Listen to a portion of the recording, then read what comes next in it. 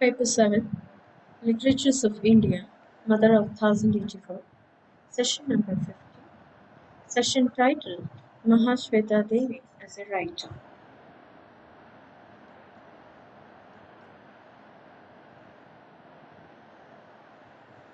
An image of Mahasweta Devi, very famous writer from West Bengal. The image is published by IndiaToday.in.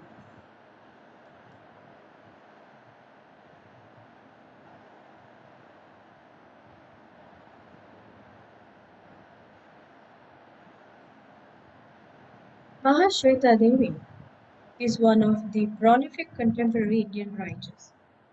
Mahasweta Devi, the Bengali writer, traverses the diverse worlds of fiction, history, journalism, socio-political activism with equal elan, embodies and expands the tradition of politically active creative literature in India. She travels to remote tribal regions of India, gets an experiential understanding of the harsh living realities of the indigenous masses, forms and leads a number of grassroots organizations to fight against oppression and to root for justice, writes journalistic reports on exploitation and expropriation, deprivation and degradation, edits journals carrying subaltern voices, and translates the issues and the people she is concerned about in the narratives and characters of her fiction. Fundamentally distinct as the spheres of her activity may seem on the surface, these are in fact organically interrelated and together constitute her literary perspective and its politics poetics. Mahasweta Devi's writing is poised on the aesthetic tripod of creation, critic, and conditioning. This threefold narrative agenda entails an unavoidable intervention into the conventional canonicity through the strategies of confrontation, expansion, inversion, and revelation. Her fiction is not fantasy, nor its a pastoral romance. It's firmly rooted in the ground reality, in the solidity of life. Detailed documentation goes into the making of the narrative. What redeems her ideological biases is this anchoring in facts, empirical and material truths of life. She doesn't take a tangential view of reality, for as hardcore realist, she believes fiction must stem from actual historical facts. Authenticity of fiction is the first condition for its effective application for activist purposes. Mahasweta's fiction begins with a fact profile of either an area or a character or a local practice before it snowballs into gripping story. In Agnigarbha, for instance, the corpse of Santali farmer quite metaphorically begins to simmer with fire threatening the very survival of feudalism. Myth as a classical, predetermined, prehistoric given discourse has been questioned and qualified by Mahasweta in many of her fictional narratives. She employs the critical trope of irony to dislocate or ignore the mythical, which serves as the discursive exposition of the given knowledge while exposing contemporary hierarchical hegemonic structures. She notes the mythical to expose the hegemonies written within such narratives. A consistent problem guiding, expanding, and revising of myth characterizes the poetics of her resistance writing.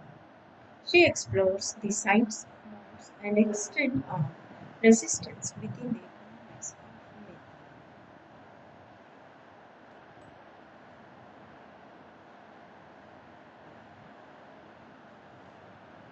Mahasweta Devi's works. Her works, Jhansi Rani, was a fictional reconstruction of Lakshmi Bai, the picture of a women ruler who died fighting the British Outer Army in the mid-19th century. Lakshmi Bai, the Queen of Jhansi, a legendary Indian heroine, led her troops against the British in the uprising of 1857, which is now widely described as the first Indian War of Independence. The image of the young warrior queen who died on the battlefield, but not in the minds of her people, captured the imagination of novelist Mahasweta, who undertook extensive research that encompassed family reminiscence, oral literature, local histories, and more traditional sources.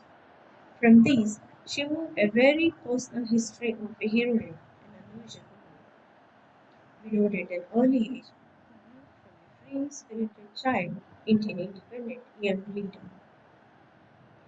Davis' resulting work traces the history of the growing resistance to the British, by painting a detailed picture of Lakshmi Bai as a complex, spiritual, full-blooded woman who wears her long tresses unbound at the same time as she prefers a male attire on horseback, who is a cool-headed and far-sighted leader of men, full of warm concern for her soldiers, as well as a mother who worries about her infant son's well-being. Simultaneously, a history, a biography, and an imaginative work of fiction, this book is a valuable contribution to the reclamation of history and historiography by feminist writers.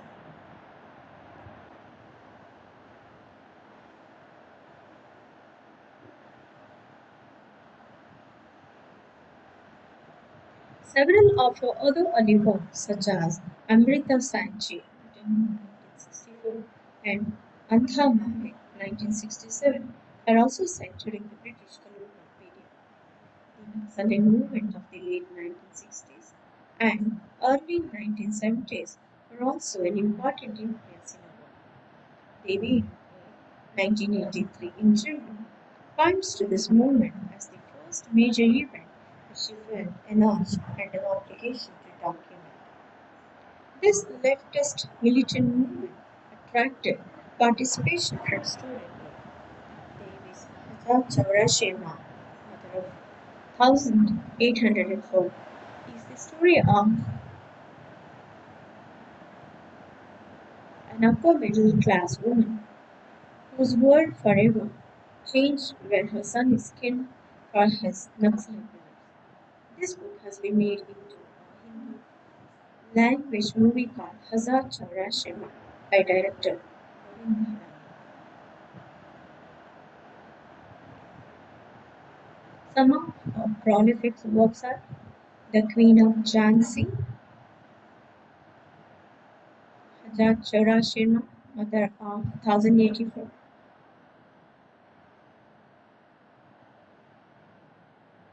Arner Adhikar, Agnigarbha, Imaginary Mouse, Dholi, Dust on the Road, Our Non-Veg Cow, Dakate Kahini, After Kurukshetra. These are her translation works. After Kurukshetra, The Armenian Champatri, Vedana Bala, Babe, Four Stories, Vikhari Tuzan, Are the Fundamental Right, Devana Kaimana, Romta, the selected works of Mahasweta Devi, Salt, Protest, Seeds, Sangharsh, and Rurali. Let me share with you a brief story of Rurali, very popular story among the students. In a small village in Rajasthan, India, a woman named Sanichari was born, so named, and shortly after her birth, her father died, and her mother, Devi, ran away with a rich lover, the owner of her drama company, abandoning her. When Sanichari grew up, she was married to a male named Kanju, who laid with his ailing mother. Sanichari gave birth to a boy and named him Budva. The local landlord, Ram Avatar's son, Lakshman Singh, would like Shanichari to live with him as his mistress. but she must first abandon her husband and son, which she is unable to do. Her ailing mother-in-law passes away. Sanichari is unable to weep. Years later, Ganju gets killed after consuming holy water from a temple. Shanichari is again unable to weep. When Madhura gets married to a local prostitute, Mumbai, who becomes pregnant and then subsequently aborts the child, Sanichari is unable to weep. When Madhura runs away from home, never to be seen again, Sanichari is unable to weep. Then a woman named Bikini enters into her life.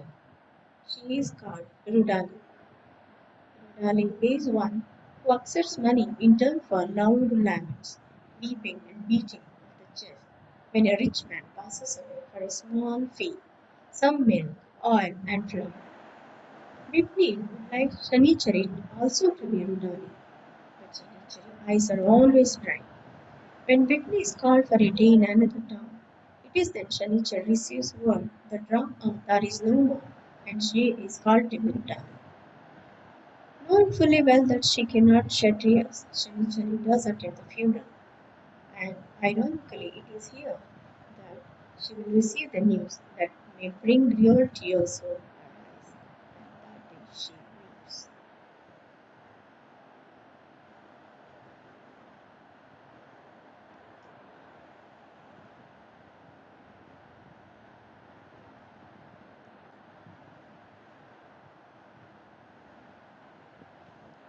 Some of the major awards and significant awards too. In 1979, Sahitya Academy Award for the novel Aranyat Adhika. In 1986, Padma Shri, and the most prestigious award, Nagpur, she received in the year 1996. In 1997, Remy Magsaysay Award. In 2010, Yashwantrao Chavan National Award. And in 2011, Banga Bhushan. And in 2012, Hall of Fame Lifetime Achievement, Sahitya Brahma.